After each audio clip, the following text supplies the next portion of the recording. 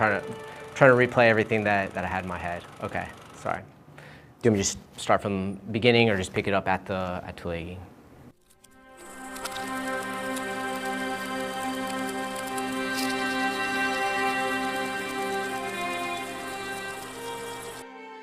My name is Lieutenant Colonel Joshua Chambers. I'm the great-grandson of Colonel Justice M. Chambers, who received the Medal of Honor on Iwo Jima.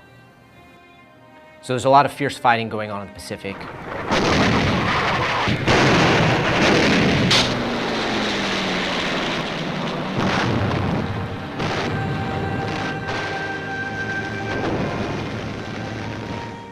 And my great-grandfather was wounded on Tulagi.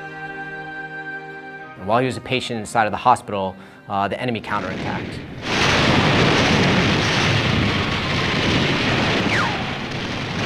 He started pulling Marines out of the bed and organizing the defense of the hospital.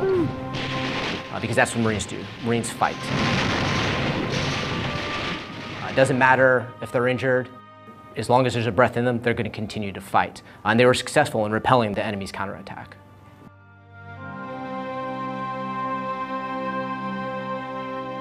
And for his actions against the counterattack, he was awarded the Silver Star.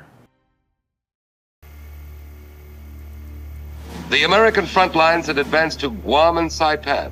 Ahead now stood Iwo Jima, the most heavily fortified island in the world.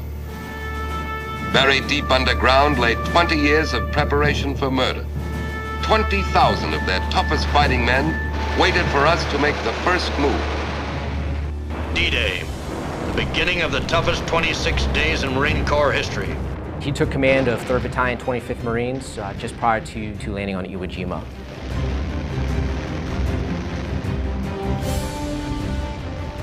When they landed on Iwo Jima, they landed on the right flank of the island, so over by the rock quarry.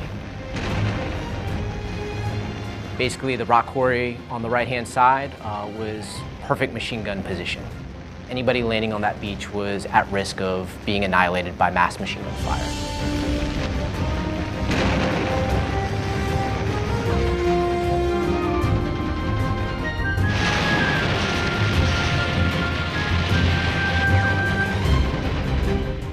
It took them 8 hours to move just 200 yards into the beach.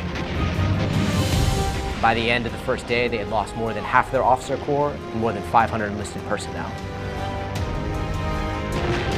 When 325 landed that day, they were met by fierce enemy fire. They had to fight for every inch along the way. Every gain that they made was paid for in blood, sweat, and tears. But they continued to fight. They continued to make progress inch by inch. On the 3rd day, he was directing rocket fire against machine gun nests. He was literally picking lance corporals up by the collar and directing rocket fire as battalion commander on the front line. And that's when he was hit with machine gun fire. He was immediately evacuated and this time was not allowed to return. Had they not been able to seize that key maritime terrain, the entire landing at Iwo Jima would have been held at risk.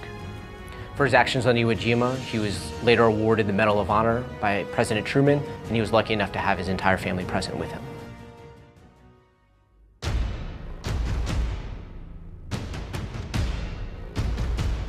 I grew up with bedtime stories of my great-grandfather and the Marines in the Pacific. I'd heard about the Raiders, I'd learned about Iwo Jima, and these were the heroes that I looked up to throughout my childhood. It was my goal to join the Marine Corps. So I joined the Marine Corps in 2009, and since 2014 I've been stationed in the Pacific. My first unit in the Pacific was Force Recon Company 3 MEF. I served as a company commander in 1st Battalion, 3rd Marines. I came back as the operations officer for 3rd Reconnaissance Battalion, and now I'm an operational planner at Marine Forces Pacific. So my current job at MAR-4 PAC is in the G3 as an operational planner. Basically, we put together contingency plans and future plans in case of crisis or conflict in the region. To be honest, it's been pretty humbling to serve in the Pacific, given my family's legacy. I've been able to visit a lot of the same places that my relatives have one day walked. So it seems that in many ways that the Marine Corps is just an extension of my family. We look to the past to kind of see how we can fight our future wars and be at the edge of innovation. MAR-4 PAC is defining it every day. We're experimenting, we're moving things forward, we're leading the initiatives across the service. This is how we will fight and win in the future, and Marshall Pact is a part of it.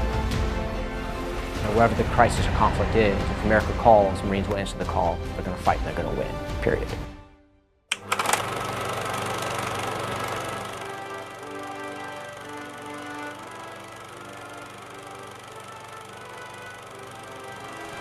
History is important. When we look at the battles in the Marines of the past, they give us clues of what we can do in the future. Marines fight and won in the past, Marines will continue to fight and win in the future.